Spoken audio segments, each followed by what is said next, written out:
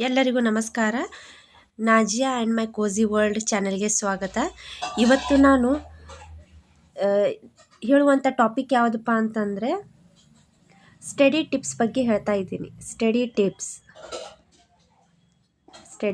Tips ಅಥವಾ ಅಭ್ಯಾಸದ ಬಗ್ಗೆ. ಮಕ್ಕಳು ಯಾವ ರೀತಿ ಅಭ್ಯಾಸ ಮಾಡಬೇಕು, ಅದು ಹೈಸ್ಕೂಲ್ನಲ್ಲಿ ಇರ್ಬೋದು, ಕಾಲೇಜಿನಲ್ಲಿ ಇರ್ಬೋದು, ಅಥವಾ ಯಾವುದೇ ಕಾಂಪಿಟೇಟಿವ್ ಎಕ್ಸಾಮ್ನಲ್ಲಿ ಇರ್ಬೋದು. ಯಾವ ರೀತಿ ಸ್ಟಡಿ ಟಿಪ್ಸ್ಗಳನ್ನ ನಾವು ಫಾಲೋ ಮಾಡಬೇಕು, ಯಾವ್ಯಾವ ಟಿಪ್ಸ್ಗಳು ಇರ್ತಾವೆ ಅದರ ಬಗ್ಗೆ ನಾನು ಡೀಟೇಲಾಗಿ ಮಾಹಿತಿಯನ್ನು ತಂದಿದ್ದೀನಿ. ಹೌದಾ? ಎಲ್ಲರಿಗೂ ಇಷ್ಟವಾದರೆ ದಯಮಾಡಿ ಸಬ್ಸ್ಕ್ರೈಬ್ ಮಾಡಿ ಪ್ರೋತ್ಸಾಹವನ್ನು ನೀಡಿ.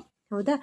ಮತ್ತು ನನ್ನ ಹಿಂದಿನ ಚಾನೆಲ್ನಲ್ಲಿ ನೀವು ಟಿ ಇ ಟಿ ಟಿಪ್ಸ್ ಬಗ್ಗೆ ಅಭ್ಯಾಸ ಮಾಡೋರಿದೆ. ನಾನು ಯಾವ ರೀತಿ ಟಿ ಇ ಟಿನಲ್ಲಿ ಪಾಸ್ ಆದೆ ಅನ್ನೋದನ್ನು ಯಾವ್ಯಾವ ಪುಸ್ತಕಗಳನ್ನು ನಾನು ಓದಿದೆ ಅನ್ನೋದನ್ನು ಇದು ವಿಡಿಯೋದಲ್ಲಿ ಮಾಡಿದ್ದೀನಿ.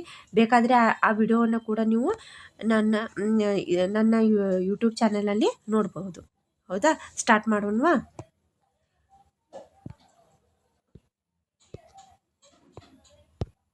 ಹೌದಾ? ನೋಡಿ, ಅಧ್ಯಯನದ ಸ್ಟಡಿ ಟಿಪ್ಸ್ ಸಲಹೆಗಳು. ಒಂದನೇದು, ಗುರಿಯನ್ನು ನಿಗದಿ ಮಾಡಿಕೊಳ್ಳಿ ಅಂತ ಹೇಳ್ತಾ ಇದ್ದಾರೆ. ಸೆಟ್ ಅ ಗೋಲ್. ಪ್ರತಿದಿನ ಏನು ಓದಲು ಬೇಕು ಎನ್ನುವುದನ್ನು ನಾವು ಏನು ಮಾಡಬೇಕಪ್ಪ ಅಂತಂದ್ರೆ ಪ್ಲ್ಯಾನ್ ಮಾಡ್ಕೋಬೇಕು. ನಾವು ಏನನ್ನು ಓದಲಿಕ್ಕೆ ಬಯಸ್ತೀವಲ್ಲ ಅದನ್ನು ನಾವೇನು ಮಾಡಬೇಕು, ಪ್ಲ್ಯಾನನ್ನು ಮಾಡ್ಕೋಬೇಕು. ಹೌದಾ? ಯಾವ ರೀತಿ ಏನು ಓದಬೇಕು, ಇವತ್ತು ಕನ್ನಡ ಓದಬೇಕು, ಇಂಗ್ಲೀಷ್ ಓದಬೇಕು, ಹಿಂದಿ ಓದಬೇಕು, ಹೌದಾ, SS ಓದಬೇಕು, ಯಾವುದನ್ನು ನಾವು ಓದಬೇಕಲ್ಲ ಆ ಓದಬೇಕು, ಏನನ್ನು ಓದಬೇಕು ಅನ್ನೋದನ್ನು ಒಂದು ಪ್ಲ್ಯಾನ್ ಮುಖಾಂತರ ನಮ್ಮಲ್ಲಿ ರೆಡಿಯಾಗಿರಬೇಕು. ಸೆಕೆಂಡು, ಸಣ್ಣ ಸಣ್ಣ ಅವಧಿಯಲ್ಲಿ ಓದಿ ಅದನ್ನು ಇಂಗ್ಲೀಷ್ನಲ್ಲಿ ನಾವು ಹೇಳಬೇಕಾದ್ರೆ study in a small session ಅಂತ ಕರಿತೀವಿ ನಾವು. ಯಾವ ರೀತಿಪ್ಪ ಅಂತಂದರೆ 25ರಿಂದ 30 ನಿಮಿಷದ ಒಂದು ಅವಧಿ ಅಥವಾ ಒಂದು ಪಿರಿಯಡ್ನಲ್ಲಿ ಅದನ್ನು ಓದಬೇಕು. ಯಾವ ರೀತಿ ಸ್ಕೂಲ್ನಲ್ಲಿ ಪಿರಿಯಡ್ಸ್ ಇರ್ತಾವೆ ನೋಡಿದಿರಿ, 25-30 ನಿಮಿಷದ್ದು ಅಥವಾ 45 ನಿಮಿಷದ್ದು ಒಂದು ಪಿರಿಯಡ್ ಇರ್ತಾವೆ. ಕಾಲೇಜಿನಲ್ಲಿ ನಾವು ಹೇಳಬೇಕಾದ್ರೆ 1 ಅವರ್ದು ಒಂದು ಪಿರಿಯಡ್ ಇರ್ತೈತಿ. ಹೌದಾ? ಸೊ ಅದೇ ರೀತಿಯಾಗಿ 25ರಿಂದ 30 ನಿಮಿಷದ ಒಂದು ಅವಧಿಯನ್ನು ನಾವು ಓದುವ ಅವಧಿಯನ್ನು ಇಟ್ಕೋಬೇಕು. ನಂತರ ಆ ಅವಧಿ ಮುಗಿದ ತಕ್ಷಣ ನಾವೇನು ಮಾಡಬೇಕಪ್ಪ ಅಂತಂದ್ರೆ 5 ನಿಮಿಷದ ಒಂದು ಸ್ಮಾಲ್ ಬ್ರೇಕನ್ನು ತಗೋಬೇಕು. Break is very important. ವಿಶ್ರಾಂತಿ ಅನ್ನೋದು ಭಾಳಷ್ಟು ಇಂಪಾರ್ಟೆಂಟ್. ಯಾಕಂದರೆ ಓದಿ ನಮ್ಮ ಮೈಂಡ್ ಇದ್ದಿದ್ದು ಏನಾಗಿರ್ತದೆ, ಬಹಳಷ್ಟು ಅಂಶಗಳನ್ನು ನಮ್ಮ ಒಳಗೆ ಇಟ್ಕೊಂಡಿರ್ತೈತಿ. ಅದಕ್ಕೆ ಒಂದು ಗ್ಯಾಪ್ ಅನ್ನೋದು ಬೇಕಾಗಿರ್ತೈತಿ. ಸೊ ಅಲ್ಲಿ ನೀವೇನು ಮಾಡಬೇಕು, 5 ನಿಮಿಷದ ಗ್ಯಾಪನ್ನು ಅಲ್ಲಿ ನೀಡಬೇಕು. ಹೌದಾ? ಅಲ್ಲಿ ಮೈಂಡ್ ಇದ್ದಿದ್ದು ಒಂದು ಸ್ವಲ್ಪ ರಿಲ್ಯಾಕ್ಸ್ ಪೊಸಿಷನ್ಗೆ ಬರ್ತದೆ. ಹೌದಾ? ಮತ್ತು ನೀವು ಹೊಸ ಏನಾದರೂ ಅದೇ ತಲೆಯೊಳಗೆ ಹಾಕ್ತಿರಲ್ಲ, ಯಾವುದನ್ನು ನೀವು ತಲೆಯೊಳಗೆ ತುಂಬ್ತೀರಿ ಅದು ಮತ್ತೆ ಪ್ರಿಂಟ್ ಆಗ್ತಾ ಹೋಗ್ತೈತೆ ಮೈಂಡ್ನಲ್ಲಿ. ಸೊ ಅದಕ್ಕಾಗಿ ಸಣ್ಣ ಸಣ್ಣ ಅವಧಿಯಲ್ಲಿ ಓದೋದನ್ನು ನೀವು ರೂಢಿ ಮಾಡ್ಕೋಬೇಕು. ಹೌದಾ? ಈ ಪಿರಿಯಡ್ಸ್ ನೋಡ್ರಿ, ನಾವು ಸ್ಕೂಲ್ನಲ್ಲಿ ಕಾಲೇಜಿನಲ್ಲಿ ಇರ್ಬೋದು, ವಿದ್ಯಾರ್ಥಿಗಳಿಗೆ ಯಾಕಲ್ಲಿ ನಾವು ದೊಡ್ಡವರಿಗಾಗಲಿ ನಮಗೂ ಅನುಭವ ಆಗಿರ್ತೈತಿ. ಕಂಟಿನ್ಯೂ 2ರಿಂದ 3 ಪಿರಿಯಡ್ ಕಂಟಿನ್ಯೂ ಆದಪ್ಪ ಅಂತಂದ್ರೆ ನಮಗೇನಾಗ್ತೈತಿ, ಬೇಸರವಾಗ್ತಾ ಹೋಗ್ತೈತಿ. ಹೌದಾ? ಒಂದು ಪಿರಿಯಡ್ ಓಕೆ ಅನ್ನಿಸ್ತೈತಿ, 2ನೇ ಪಿರಿಯಡ್ ಓಕೆ. ಇದೇ ರೀತಿಯಾಗಿ 2-3 ತಾಸು ನಾವು ಓದ್ತಾ ಹೋದಪ್ಪ, ಒಂದೇ ಪಿರಿಯಡ್ ಸ್ಟಾರ್ಟ್ ಆಯ್ತಪ್ಪ ಅಂತಂದ್ರೆ ನಮಗೆ ಇದೇನೋ ಇಂಟ್ರೆಸ್ಟ್ ಬರೋಂಗಿಲ್ಲ. ಸೊ ಅದೇ ರೀತಿಯಾಗಿ ಕೂಡ ಸಣ್ಣ ಅವಧಿಯನ್ನು ಓದಿ 5 ನಿಮಿಷದ ಏನೇ ಮಾಡಬೇಕು, ವಿಶ್ರಾಂತಿಯನ್ನು ತೆಗೆದುಕೊಳ್ಬೇಕು. ನೋಟ್ಗಳನ್ನ ಬರಿಬೇಕು, ಕಂಪಲ್ಸರಿ ಇದು.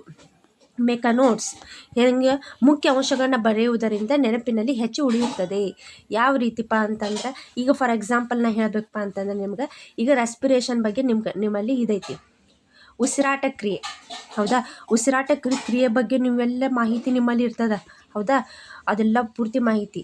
ಅದಕ್ಕಿಂತ ಏನು ಮಾಡಬೇಕು, ಉಸಿರಾಟ ಕ್ರಿಯೆಯಲ್ಲಿ ಯಾವ್ಯಾವ ಮುಖ್ಯ ಅಂಶಗಳು ಇರ್ತಾವೆ, ಯಾವ ರೀತಿ ಉಸಿರಾಟ ಕ್ರಿಯೆ ನಡೀತೈತಿ. ಉಸಿರಾಟ ಕ್ರಿಯೆ ನಡಿಬೇಕಾದ್ರೆ ಮೂಗಿನ ಮುಖಾಂತರ, ನಾಸ್ಟ್ರಿಲ್ಗಳ ಮುಖಾಂತರ ಆಕ್ಸಿಜನ್ ಇದ್ದು ಒಳಗೆ ಹೋಗ್ತದೆ, ಕಾರ್ಬನ್ ಡೈಆಕ್ಸೈಡ್ ಇದ್ದು ಹೊರಗೆ ಬರ್ತದೆ. ಹೌದಾ? ಆಕ್ಸಿಜನ್ ಒಳಗೆ ಹೋಗಿ ವಿಂಡ್ ಪೈಪಿಗೆ ಹೋಗ್ತದೆ, ವಿಂಡ್ ಪೈಪಿಂದ ಲಂಗ್ಸಿಗೆ ಹೋಗ್ತದೆ. ಹೌದಾ? ಲಂಗ್ಸ್ಗಳಿಂದ ಎಲ್ಲಿ ಹೋಗ್ತೈತಿ, ಆಮೇಲೆ ಅಲ್ವಿಯೋಲೈಗಳು ಹೋಗ್ತೈತಿ. ಅಲ್ವಿಯೋಲೈಗಳಿಂದ ಮತ್ತು ಬ್ಲಡ್ಗಳಲ್ಲಿ ಸರ್ಕ್ಯುಲೇಷನ್ ಆಗ್ತದೆ. ಹೌದಾ? ಅದೇ ರೀತಿಯಾಗಿ ಕೂಡ ಕಾರ್ಬನ್ ಡೈಆಕ್ಸೈಡ್ ವಾಪಸ್ ಅದೇ ಮುಖಾಂತರ ನಮ್ಮ ನಾಸ್ಟ್ರಿಲ್ಗಳಿಗೆ ಬರ್ತೈತಿ, ನಾಸ್ಟ್ರಿಲ್ಗಳಿಂದ ಹೊರಗಡೆ ಹೋಗ್ತೈತಿ. ಸೊ ಇದೆಲ್ಲ ಪ್ರೊಸೆಸ್ಗಳಲ್ಲಿ ಏನು ಮೇನ್ ಪಾಯಿಂಟ್ ಇಟ್ಕೋಬೇಕಪ್ಪ ಅಂತಂದ್ರೆ ನೀವು ನೋಟ್ಗಳನ್ನ ಮಾಡ್ಕೋಬೇಕು.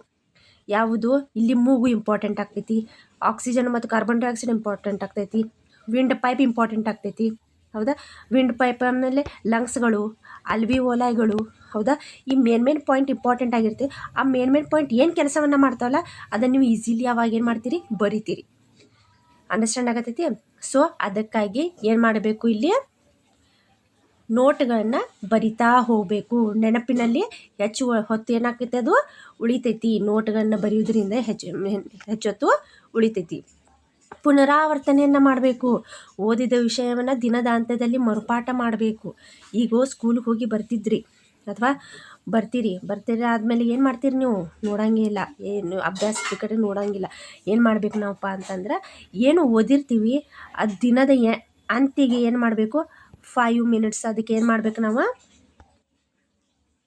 ಅದಕ್ಕೇನು ಮಾಡಬೇಕು, 5 ಮಿನಿಟ್ಸ್ ಅದು ಓದಬೇಕು. ಓದೋದಂದ್ರೆ ಕೂತು ಬ್ಯಾಟ್ ಹೊಡೆಯೋದಲ್ಲ, 5 ನಿಮಿಷ ಜಸ್ಟ್ ಮೇನ್ ಪಾಯಿಂಟನ್ನು ನೋಡ್ಕೊಳ್ಳೋದು ಅಷ್ಟೆ. ಮರುಪಾಠ ನೋಡೋದು ಹಂಗೆ ಆ ರೀತಿ. ಹೌದಾ. ಸೊ ನೆಕ್ಸ್ಟ್ ಅನುವಹಿಸಿ ಪ್ರಾಕ್ಟೀಸನ್ನು ಮಾಡಿರಿ. ಏನು ಪ್ರಾಕ್ಟೀಸ್ ಮಾಡಬೇಕ್ರಿ, ನಾವು ಪ್ರಶ್ನೆ ಪತ್ರಿಕೆಗಳನ್ನು ನೋಡ್ಕೋಬೇಕು. ಓಲ್ಡ್ ಕ್ವಶನ್ ಪೇಪರ್ಗಳನ್ನು ನಾವು ಕಲೆಕ್ಟ್ ಮಾಡಬೇಕು. ಹೌದಾ. 10th ಇರಬಹುದು. ಹೌದಾ. 7th 8th old question paper ಸಿಗಂಗಿಲ್ಲ ಬಿಡ್ರಿ. ಅವರು ಪ್ರಶ್ನೆ ಪತ್ರಿಕೆ ಓಲ್ಡ್ ಕ್ವಶನ್ ಪೇಪರ್ 10th ಸಿಗ್ತೈತಿ. ಫಸ್ಟ್ ಇಯರ್ ಸೆಕೆಂಡ್ ಇಯರ್ ಇರ್ಬೋದು, ಯಾವುದೇ ಕಾಂಪಿಟೇಟಿವ್ ಎಕ್ಸಾಮ್ದವ್ರು ಇರ್ಬೋದು. ಓಲ್ಡ್ ಕ್ವಶನ್ ಪೇಪರನ್ನು ನಾವೇನು ಮಾಡಬೇಕು, ಕಲೆಕ್ಟ್ ಮಾಡಬೇಕು.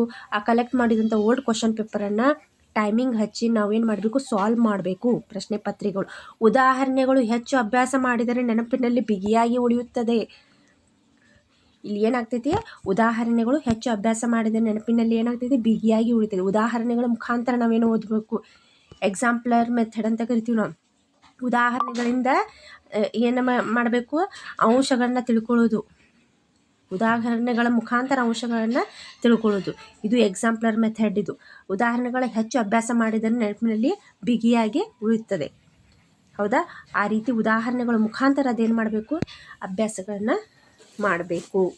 ಈಗ ಫಾರ್ ಎಕ್ಸಾಂಪಲ್ ಚಿಕ್ಕ ಮಕ್ಕಳಿಗೆ ಎಲಿಫೆಂಟ್ ಅಂತ ಕರಿತೀವಿ ನಾವು. ಫಾರ್ ಎಲಿಫೆಂಟ್ ಅಂತ ಹೇಳ್ತೀವಿ. ಹೌದಾ. ಅದಕ್ಕೆ ಆನೆ ಚಿತ್ರ ತೋರಿಸಿದಪ್ಪ ಅಂತಂದ್ರೆ ಈ ಅನ್ನೋದು ಗೊತ್ತಾಗ್ತದೆ. ಅದಕ್ಕೆ ಡೈರೆಕ್ಟ್ ಅಂತ ಹೇಳಿದರೆ ಅದಕ್ಕೆ ತಿಳಿಯೋಂಗಿಲ್ಲ. ಈ ಎಲಿಫೆಂಟನ್ನು ನೀವು ತೋರಿಸಿದ್ವಿ ಆದಪ್ಪ ಅಂತಂದ್ರೆ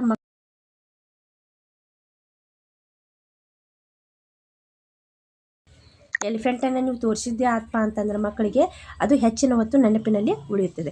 ಮನಸ್ಸು ತಿರುಗದಂತೆ ನೋಡಿ, ಅವಾಯ್ಡ್ ಡಿಸ್ಟ್ರಾಕ್ಷನನ್ನು ಆಗದಂತೆ ನೋಡ್ಕೋಬೇಕು. ಓದುವಾಗ ಮೊಬೈಲ್ TV ಮುಂತಾದವುಗಳಿಂದ ದೂರವಿರಬೇಕು. ಸ್ವಸ್ಥ ಜೀವನ ಶೈಲಿಯನ್ನು ಉಪಯೋಗ ಮಾಡಬೇಕು. ಸರಿಯಾದ ನಿದ್ರಾಕ್ರಮ ಇರಬೇಕು. ಪೋಷಕಾಂಶಯುಕ್ತ ಆಹಾರವನ್ನು ತಿನ್ನಬೇಕು. ಎಲ್ಲ ಆಹಾರ ವೆಜಿಟೇಬಲ್ಸ್ ಇರ್ಬೋದು ಎಲ್ಲವನ್ನು ತಿನ್ನಬೇಕು. ಮತ್ತು ಸರಿಯಾದ ವ್ಯಾಯಾಮವನ್ನು ಮಾಡಿದ್ರಪ್ಪ ಅಂತಂದರೆ ಒಳ್ಳೆಯ ಆರೋಗ್ಯದಲ್ಲಿ ಒಳ್ಳೆಯ ಬ್ರೈನ್ ಇರ್ತೈತಿ. ಒಳ್ಳೆಯ ಬ್ರೈನ್ನಲ್ಲಿ ಒಳ್ಳೆಯ ಅಂಶಗಳು ಕಾಣ್ತೀವಿ ನಾವು. ಹೌದಾ. ಸೊ ನಾವು ಸಕ್ಸಸ್ ಆಗಬೇಕಾದ್ರೆ ಇಷ್ಟೆಲ್ಲ ಅಂಶಗಳನ್ನ ನಾವು ನೋಡ್ತಾ ಇರಬೇಕು. ಸೊ ನಿಮಗೆ ಇಲ್ಲಿಗೆ ಈ ವಿಡಿಯೋ ಮುಗಿಸ್ತಾ ಇದ್ದೀನಿ. ವಿಡಿಯೋ ಇಷ್ಟವಾದರೆ ದಯವಿಟ್ಟು ಲೈಕ್ ಸಬ್ಸ್ಕ್ರೈಬ್ ಮಾಡಿ. ಮತ್ತು ಇದನ್ನು ಡಿಸ್ಕ್ರಿಪ್ಷನ್ ಬಾಕ್ಸ್ನಲ್ಲಿ ಹಾಕಿರ್ತೀನಿ, ಅಲ್ಲಿ ನೀವು ನೋಟ್ ಡೌನ್ ಮಾಡ್ಕೋಬೇಕಾದ್ರೆ ನೋಟ್ ಡೌನ್ ಮಾಡಿ. ಧನ್ಯವಾದ.